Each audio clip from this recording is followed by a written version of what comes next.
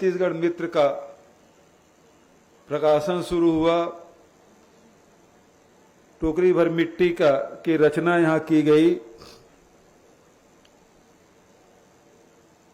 तो एक बात तो स्पष्ट है, ये जो भूमि है वो साहित्यकारों के, पत्रकारों के लिए सबसे, हमारे छत्तीसगढ़ में सबसे पवित्र स्थल है, जहां से इसके उद्गम हुआ। जैसे कि नर्मदा जी, सोन और उसके बाद हमारे अरपा, ये सब का, यहाँ का पानी सोन में भी, नर्मदा में भी और अरपा का उद्गम स्थल।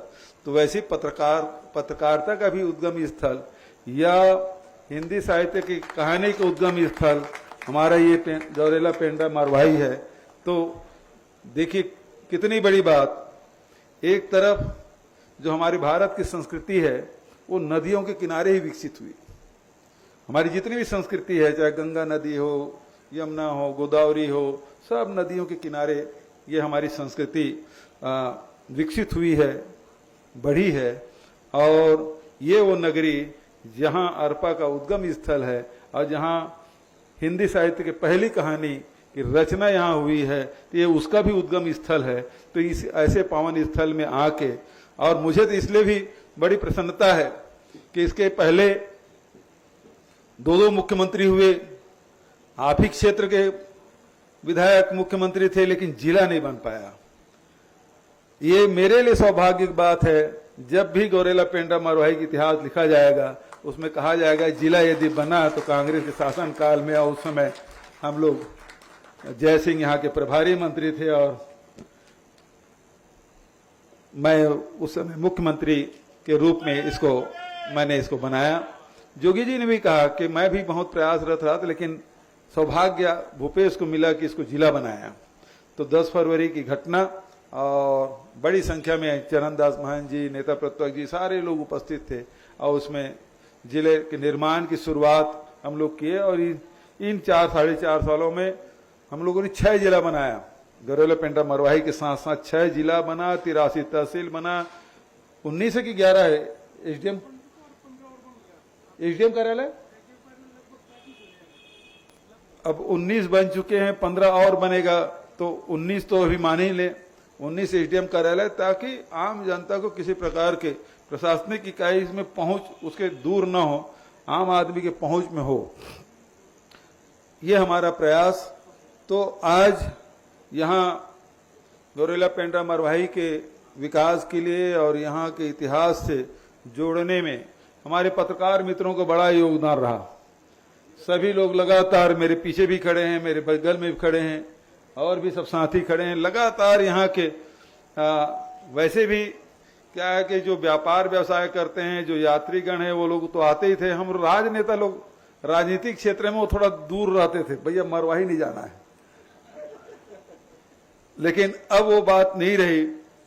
अब जहां धार्मिक कारणों से भी और ऐतिहासिक कारणों से, और साथ ही यहाँ की जो प्रकृति ने बहुत उदार होकर जहाँ की खूबसूरती को बिखेरा है, तो उसके लिए, पर्यटन के विकास के लिए निरंतर हम लोग प्रयासरत हैं। तो जितने भी आप लोगों ने बताया है, सब कलेक्टर को भी निर्देश कर दिया गया है, पर्यटन विभाग को भी निर्देश कर दिया गया है। जितने भी हमारे पर्यटक स्थल है उसको चिन्हित कर रहे हैं, उसको विकसित कर रहे हैं, और साथ ही रेलवे स्टेशन है, बस स्टैंड है, सब जगह उसको साइन बोर्ड में लगा के बताया गया है कि भाई पर्यटन स्थल ये जगह है जहां आप जा सकते हैं पूरे परिवार के साथ। तो इस प्रकार की सूचनाएं भी हम लोग दे रहे हैं। रविन्द्रनाथ टैगोर जी यहाँ आए अपनी पत्नी के इलाज के लिए, कलकत्ता से, बंगाल से यहाँ आके अपनी पत्नी का इलाज कराने आए और महीनों यहाँ रहे। तो सारे स्मृतियों को हमारे पत्रकार लोग संजोग रखे थे, और जब भी मुझसे चर्चा होती इसका उल्लेख जरूर करते थे। तो आज एक जो उनका सपना था माधवराव सप्रे से जुड़े हुए, उसको साकार करने में हमें सफलता मिली। तो मैं पुनः पत्रकार साथियों को बधाई देता हूं, शुभकामना देता हूं, और उसके साथ साथ मैं इसलिए भी धन्यवाद देता हूं कि आज साहित्यकारों को भी और पत्रकारों को दोनों को यहाँ लाए। मैं सभी पत्रकार और साहित्यकारों को नमन करता हूं कि कोई रांची से, कोई कोच्चि से, और अन्य हमारे प्रदेश के लोग तो आए हैं, दूसरे प्रदेश के लोग भी यहाँ आए हैं, तो मैं उनका स्वागत और अभिनंदन करता हूँ। साथ ही हमारी कोशिश कि चाहे वो जोजा वाटरफॉल हो, चाहे राजमेरगढ़ हो, चाहे समुद्रलाई हो, शिव घाट हो, लखन घाट हो, गंगई नेचर कैंप हो, चुन्हादई हो, भैरवा पथ हो, आदि शक्ति मंदिर है, ताराखार वाटरफॉल है, जलेश्वर महादेव है, ये सबको हम लोगों को विकसित करना है, क्योंकि अमरकंटक सबसे ज्यादा हमारे छत्तीसगढ़ के लोग जाते हैं। तो ये जो पूरा क्षेत्र है उसको पर्यटन के रूप में विकसित यदि करेंगे तो निश्चित रूप से यहाँ के खूबसूरती को लोग देखेंगे भी, समझेंगे भी, यहाँ के लोगों को रोजगार भी मिलेगा। और छत्तीसगढ़ में पर्यटन को बढ़ावा देने के लिए निरंतर हम लोग प्रयास कर रहे हैं। और अभी अब पत्रकार मित्र आए हैं, तो मैं तो पहले हनुमान जी की पूजा अर्चना करके यहाँ आने वाला था, लेकिन हनुमान जी ने कहा कि पहले पत्रकारों के बीच में जाओ, उनका कार्यक्रम पहले करो, तो हेलीकॉप्टर वहां नहीं उतरा, मैं सीधा यहाँ आया। और आजकल हनुमान जी बड़ी चर्चा में है। अब हनुमान जी से ऐसे ऐसे शब्द बुलवाए जा रहे हैं जो हनुमान जी की भी कल्पना नहीं कर सकते।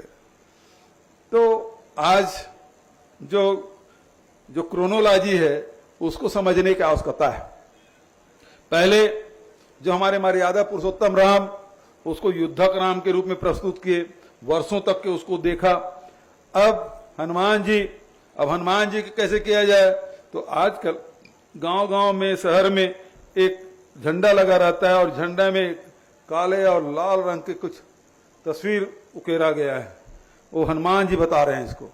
और वो लगता है कि एक पिक्चर आई थी एंग्री बर्ड। हनुमान जी जो शांति के, जो शक्ति के और भक्ति के, ज्ञान के वो पुंज हैं।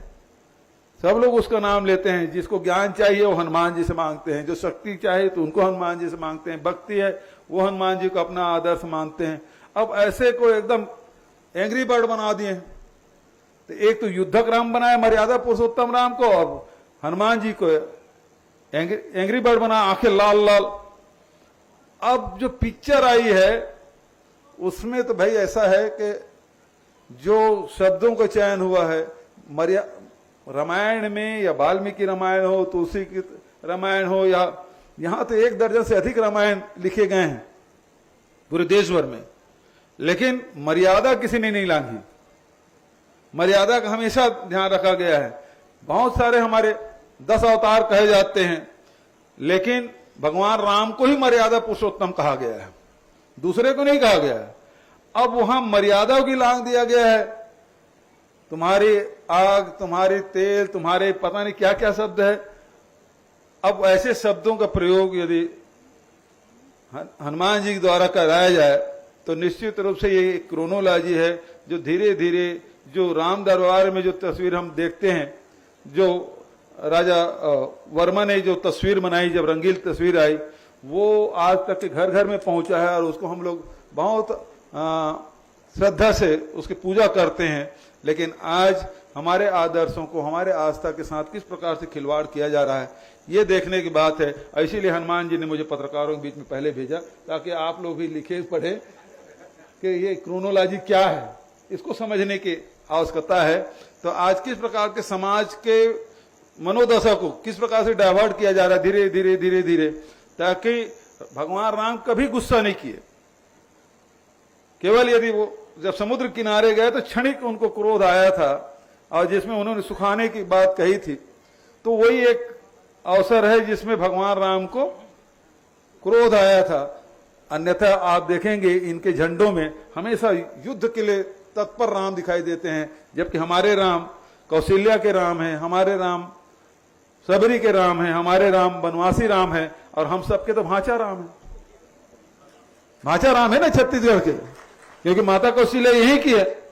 अब उसके बारे में इस प्रकार से कहा जा रहा है तो निश्चित रूप से हम लोग तो निंदा किए ही हैं, और इस प्रकार के जो लेखन किए हैं, पटकथा लिखे हैं, उनको सद्बुद्धि दे भगवान। और जो इस प्रकार के षड्यंत्र कर रहे हैं, क्रोनोलॉजी बना रहे हैं, उसको भी देखने और समझने की बात है। तो कुछ मांगे हमारे पत्रकार साथियों के द्वारा की गई है। तो सबसे पहले जो आप सफरे जी के नाम से गेट बनाना चाहते हैं, उसकी मैं घोषणा करता हूं। दूसरा, इसको नगर पालिका बनाने की बात, किसको नगर पालिका बना रहे हैं? दोनों को। वो पिछले समय कुछ गड़बड़ हो गया था, मैंने घोषणा तो कर दी थी, है ना।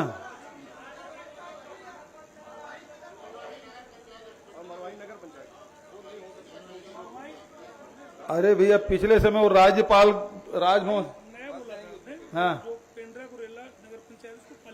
अच्छा, उसको पालिका बनाना है। मैं समझता राजभवन से आपत्ति नहीं होगी तो मुझे बनाने में कोई तकलीफ नहीं है, ठीक है। तो इसकी घोषणा भी करता हूं। साथ ही पत्रकार लोग कुछ कॉलोनी वगैरह बनाना चाहते हैं तो एक समिति बना ले, रजिस्टर्ड समिति बना ले, उसके नाम से भूखंड है आपके पास? है तो फिर बनाने में कोई तकलीफ नहीं है, तो उसको विकसित भी कर देंगे पत्रकारों के लिए। तो आप सबको बहुत बहुत बधाई और शुभकामना देते हुए अपने वाणी कहीं विराम देता हूं।